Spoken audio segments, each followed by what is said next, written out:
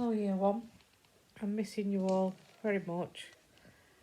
I just thought I'd read you one of my favourite books, what I used to read to my children when they were little.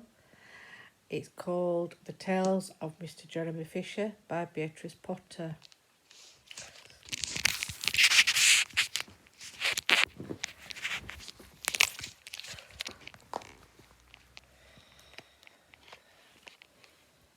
Please bear with me, because I've never done anything like this before, so if it's a bit wobbly, I am really sorry. But here goes.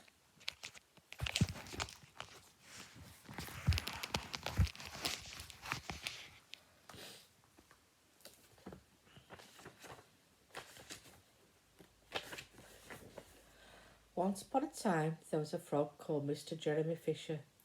He lived in a damp house amongst the buttercups at the edge of the pond. You see him? That's Jeremy Fisher.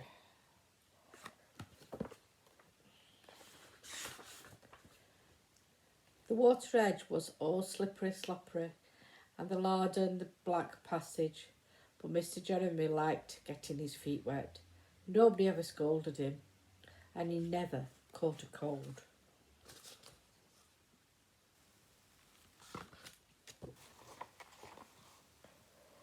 He was quite pleased when he looked out and saw large drops of rain splashing on the pond.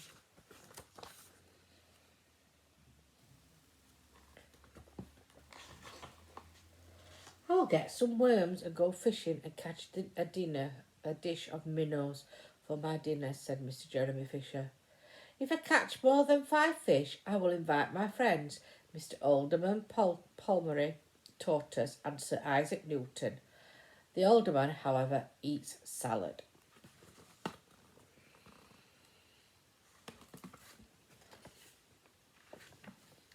Mr. Jeremy put on his mackintosh and a pair of shiny goloshes.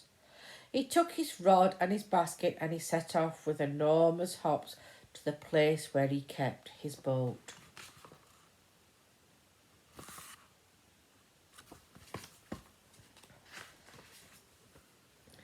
The boat was round and green and very like the other lily leaves. It was tied into the water plant in the middle of the pond.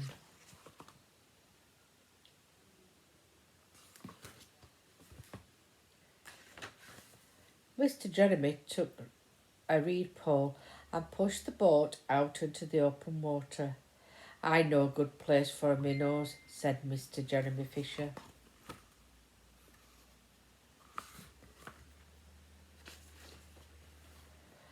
Mr. Jeremy stuck his pole into the mud and fastened the boat to it.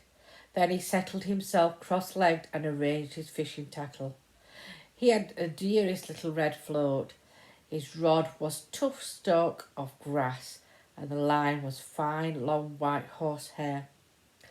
And he tied a little wiggly worm to the end.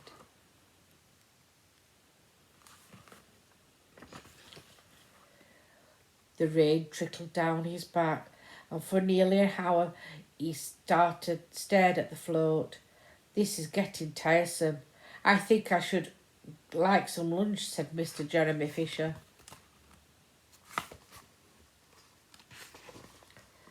He punted back again amongst the water plants and took some lunch out of his basket.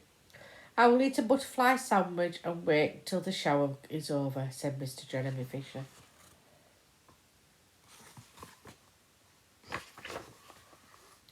The great big water beetle came up underneath the big lily leaf and tweaked the toe of one of his goloshes. Mr. Jeremy crossed his legs up shorter out of reach and went on eating his sandwich.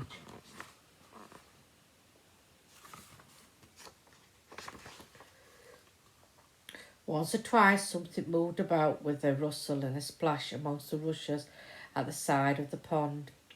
I trust that's not a rat, said Jeremy Fisher. I think I'd better get away from here. Why do you think he wants to get away from the rats? I think. Mr. Jeremy shoved the boat out again a little way and dropped the bait. There was a bite, almost directly. The float gave a tremendous hobbit. "A minnow, a minnow!" I gave him in by the nose, cried Mr. Jeremy Fisher, jerking his rod.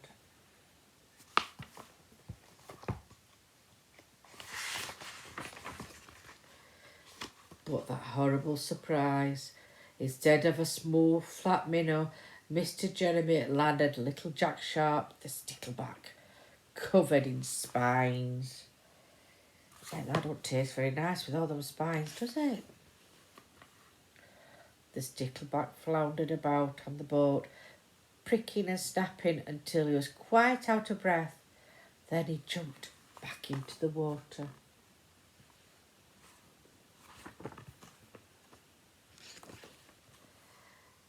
And a shoal of other little fishers put their heads out and laughed at Mr. Jeremy Fisher. "That's not very kind, is it?" laughing at him.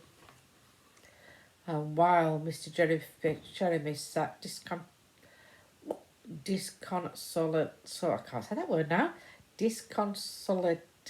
on the edge of his boat. Sorry, guys. Sucking his sore finger and peering down into the water, a much worse thing happened. A really frightful thing that would have been if Mr. Jeremy had not been wearing his mackintosh. Oh, what's going to happen to him? A great big enormous trout came up, plop, with a splash, and it seized Mr. Jeremy with a snap. "Ow, ow, ow!" And then it turned and dived down to the bottom of the pond. Poor Mr. Jeremy. But the trout was so displeased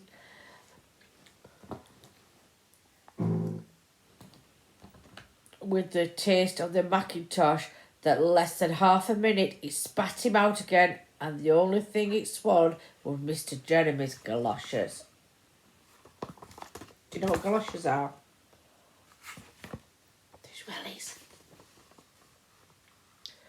Mr. Jeremy bounced up to the surface of the water like a cork and the bubbles out of a soda water bottle, and he swam with all his might to the edge of the pond.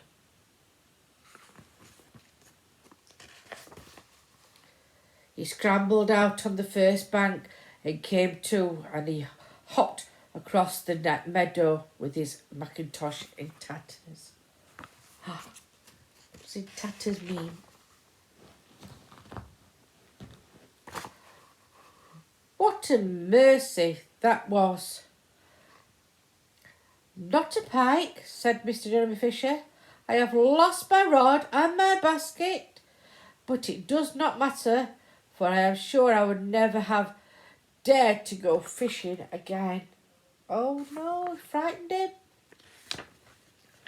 He put some sticky plasters on his fingers, and his friends both came to dinner. He could not offer them fish, but he had something else in his larder. His larder's a type of pantry, type of fridge. Sir Isaac Newton wore his black and gold waistcoat, and Mr. Alderman Pulmonary Tortoise brought a salad with him in a string bag.